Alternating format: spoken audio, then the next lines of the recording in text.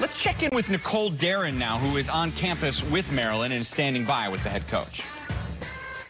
Coach, thanks so much for joining me. You had everything pretty much wrapped up by 8:30 a.m. It's very calm around here. I'm sure that's how you like to have it done, but is that a testament to these relationships you're able to build with these recruits? Yeah, not a lot of drama today, which is a good thing. We were expecting all the guys to sign that have signed, and so that's been good. It is. I think really when you look at it as a whole, obviously we went through some adversity this year, and not one of our guys has wavered or decommitted or left, and I think that tells you a lot about their character and what they stand for. Absolutely. So you're expecting to sign another top 20 class. That's just the first time that's ever happened here at Maryland. What does that say about your process, and how does that drive you bringing another top 20 class here to Maryland? Well, it's a couple things. I think, we have a great product to sell. I think people understand the vision and where this program is going. When you look around, you stand out here, there's this building going up here right next door to us, and where the program's headed. I think it always helps when the class before you, there's a bunch of great players. I think great players want to go play with others. And so I think we've gotten that ball rolling, and that really helps us. But right here in our backyard, I mean, 2 to 3 hours from where we're standing right here is some of the best talent in the entire country, year in and year out. So for us, let's go do a great job. Let's work hard at it and get these guys to stay at home.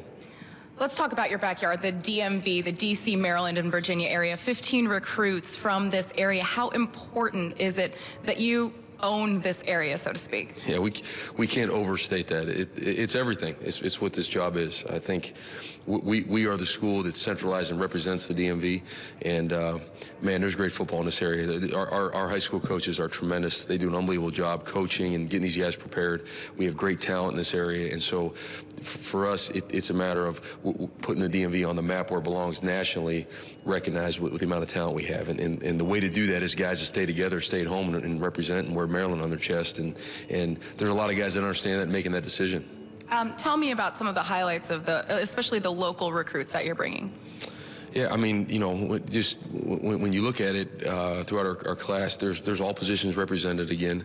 We really made an emphasis on the line of scrimmage once again. I think last year we did a great job. We hit on a lot of guys, and again this year on offense and defensive line. That's where the game's won, especially in this conference. And so we're making a point and emphasis for that. And as you said, there's 15 guys from right here in our backyard that we signed, as well as some guys from down south that are going to do a great job and help us.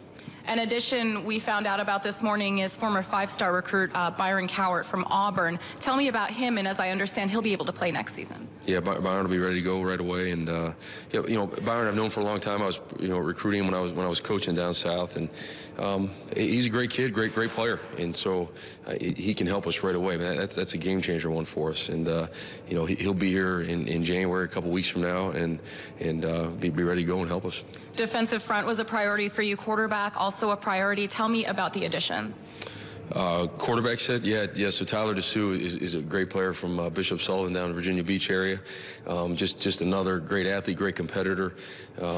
He's got the it factor of a quarterback. He's just got great leadership ability. So he did a great job. He came up here and did our camp in 707, and then with their team down there, obviously they played in a lot of big games. They play probably one of the toughest schedules in the country. So he has seen it, done it. He's as tough as they come, and he'll be here mid-year as well. He'll be here in January. And finally, you're going to start to see some of these guys that you personally recruited showing up on the field. How exciting is that, knowing that you're going to start to see these guys that you brought in?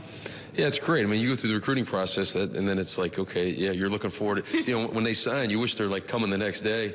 The good part for us is it'll be 11, maybe 12 of the guys we're signing will be here mid-year. So in another month, they'll all be in school here. So we don't have to wait that long, and that's a tremendous advantage for those guys to come here and go through winter conditioning, go through spring practice, gives them a real legitimate opportunity to play right away.